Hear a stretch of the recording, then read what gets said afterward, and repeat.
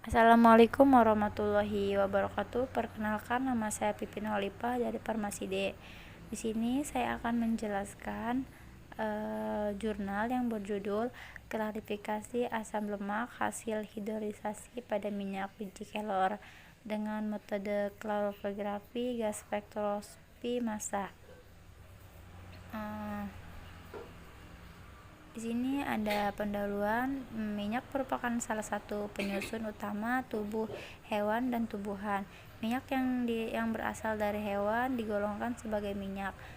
Tujuan dalam penelitian ini yaitu untuk mengetahui klarifikasi asam lemak hasil hidrolisasi pada minyak biji kelor Moringa oleifera dengan metode klorografi gas spektroskopi massa.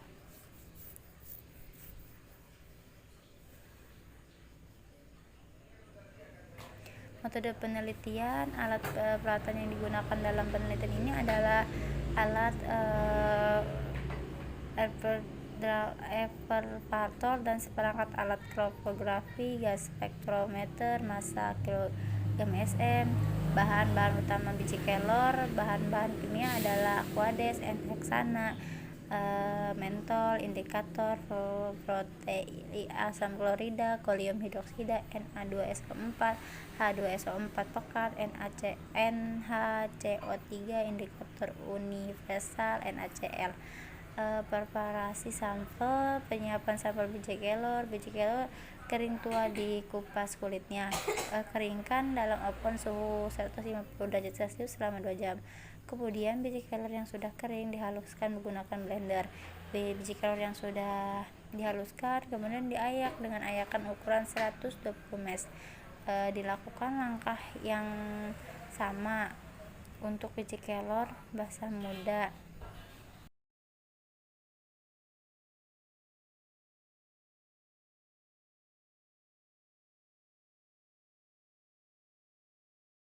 Metode penelitiannya ekstraksi biji kelor kering dan biji kelor basah dengan metode skelettasi. Biji kelor kering tua yang sudah dihaluskan ditambahkan 150 gram dengan menggunakan neraca analitik, kemudian dibungkus dengan kertas saring. Ukuran bungkusan sampel harus sesuai dengan ukuran coklat dengan dimasukkan bungkus sampel ke dalam coklat yang telah digunakan dengan cara kondenser dan labu didih. Dituangkan pelarut sebanyak 600 ml ke dalam labu didih. Kemudian rangkai solvent masuk di atas kertas pemanas luar, dipanaskan selama 6 jam. Didih dapat dihasilkan ekstraksi berupa campuran minyak biji kelor dengan pelarut. Ekstraksi N-heksana kemudian dipekatkan dalam evaporator pada temperatur 50 derajat celcius sehingga diperoleh minyak biji kelor pekat. Dilakukan langkah yang sama untuk biji kelor basah muda.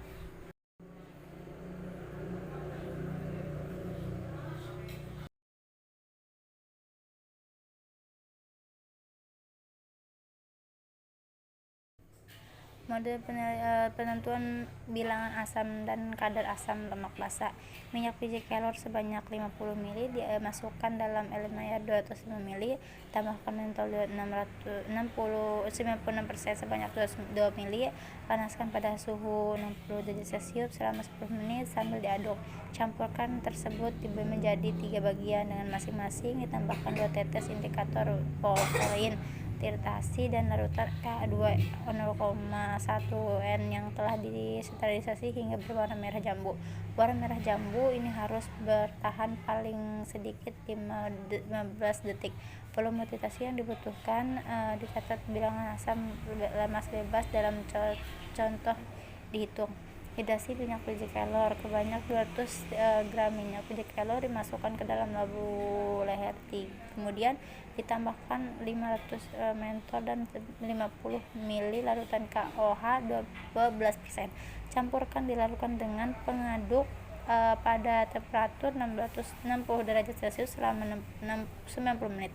Hasil tersebut dimasukkan ke dalam corong, dipisah, ditambahkan dengan 120 ml aqueous serta 32 ml N-heksana lalu dikocok dengan kuat dan ditambahkan sampai terbentuk dua lapisan, yaitu lapisan air dan lapisan organik. Lapisan air dipisahkan dari lapisan organik. Lapisan air ditambahkan dengan asam sulfat 1 mili sampai pH 1. Asam lemak bebas dipisahkan dari lapisan air.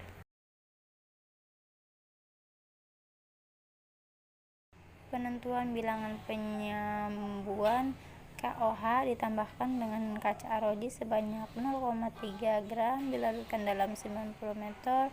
Larutan diperoleh bagi menjadi 48 ml digunakan sebagai belangko dan 48 ml sebagai reaksi. Dengan 1 gram minyak biji kelor yang digunakan sebagai larutan sampel. 1 titrasi larutan sampel minyak biji kelor ditimbang sebanyak 1 gram. Sampel dimasukkan ke dalam air 250, ditambahkan 48 ml larutan kain mentol dan beberapa butir batu didih. Kemudian proses 30 menit. Setelah itu larutan sampel menjadi 3 bagian dan luasan alam air yang dihitung seberapa masing-masing 3 tetes. Indikator penelitian dan dalam larutan tersebut ditetes dengan larutan HCl 0,5 titrasi dihentikan. Indikator perubahan menjadi titrasi berwarna volume NaHCl yang dibutuhkan dicatat. 2. Titrasi larutan belangko. Larutan belangko 48 ml dimasukkan ke dalam alam air, kemudian dilarut selama 30 menit. Setelah itu larutan dibagi menjadi 3 bagian dan dimasukkan ke dalam alam air yang berbeda dan masing-masing ditambahkan dengan 3 tetes indikator perhatian sehingga larutan belangko tersebut berwarna merah muda dan dititrasi dengan larutan NaHCl 0,5 sampai bening tidak berwarna. Volume NaHCl dibutuhkan dicatat. Bilangan penyembuhan BP dapat dihitung.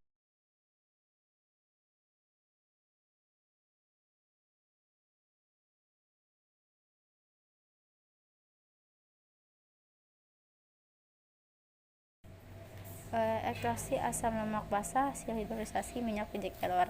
Sebanyak 10 gram lemak biji kelor masing-masing dimasukkan ke dalam labu leher 3 yang dilengkapi dengan termometer. Selanjutnya ditambahkan 8,7 ml mentol dan 0,87 ml H2SO4 pekat. Kemudian campurkan tersebut direvolusi selama 1 jam pada temperatur 50 derajat Celcius. Campurkan hasil evaluasi selanjutnya didinginkan dan dimasukkan dalam corok pisah.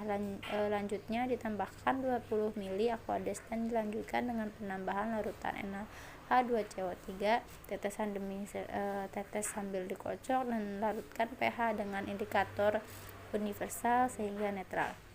Setelah itu dilakukan salting out dengan menambahkan 5 ml larutan NaCl jenuh hingga campuran terpisah sempurna. Larutan dikocok dengan kuat dan diamkan hingga terbentuk lapisan organik. Ditambahkan magnesium sulfat anhidrat.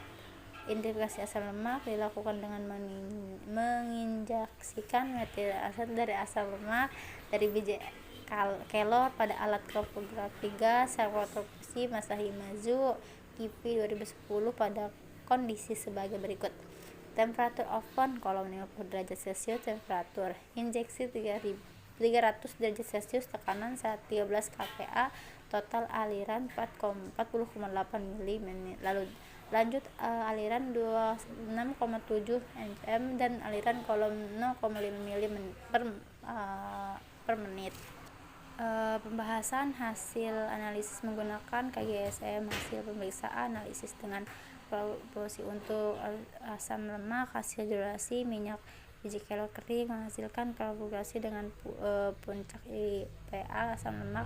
Nanti pada gambar 1 dijelaskan pada tabel 1. Pada tabel 1 menunjukkan bahwa minyak biji kelor kering terdiri dari beberapa asam lemak, yaitu ditunjukkan adanya 7 puncak pada kromografi GG. Puncak tempat pada waktu retasi 27,250 ml luas area 1,07% diduga merupakan asam larutan memiliki spektra massa yang sesuai dengan spektra massa dengan spektra massa asam diaktar metil larutan.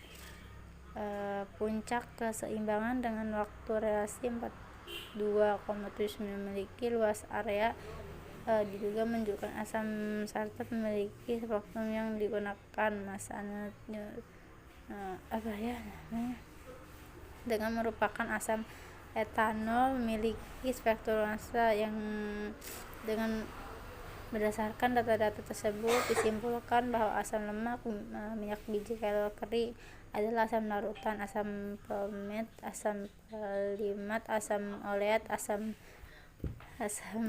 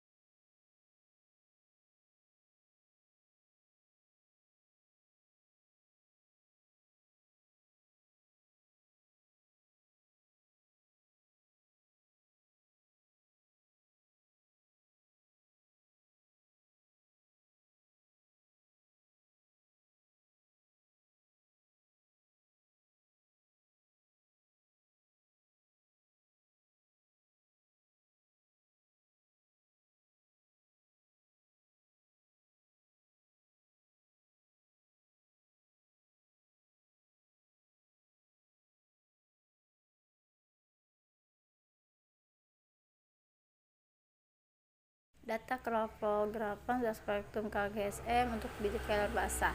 Hasil pemeriksaan analisis dengan kromatografan gas untuk metil ater dan asam lemak hasil hidrosasi.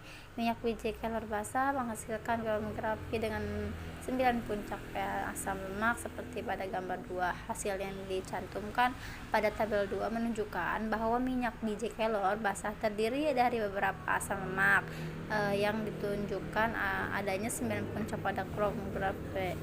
Berdasarkan data-data sebuah simpulkan minyak kelor berasal dari asam oleat, asam zetat, asam areat, asam dengan kandungan asam lemak paling besar minyak biji asam oleat. Hasil ini sesuai dengan penelitian dalam media yang menyelesaikan paling besar adalah asam oleat. Hasil ini juga sesuai dengan penelitian 2010 yang menyatakan bahwa asam lemak paling besar adalah asam oleat.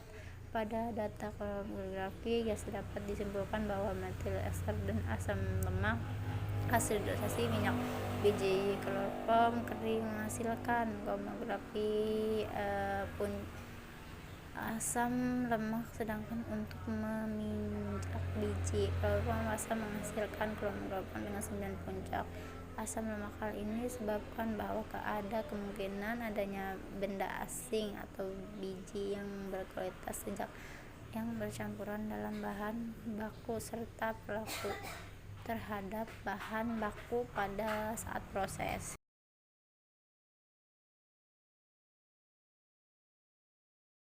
Kesimpulan, pada hasil penelitian ini yang dilakukan dapat disimpulkan bahwa hasil analisis dengan kromatografan gas spektrumasa senyawa yang dihasilkan dari minyak biji kelor kering antara lain asam larutan, asam folat, asam palmitat, asam oleat, asam zetat, dan asam akarida, dan kandungan terbesar adalah asam oleat dengan kandungan senyawa sebesar 38,08%. Hasil analisis dengan kromatografis gas spektrometrisi senyawa yang dihasilkan dari minyak biji kelor basah antara lain asam palmelat dan asam palmit, asam oleat dan asam zetat, asam eleosenat, asam akarida, asam bendat, asam gligos, dan kandungan terbesar adalah asam oleat dengan kandungan senyawa terbesar 38,84%.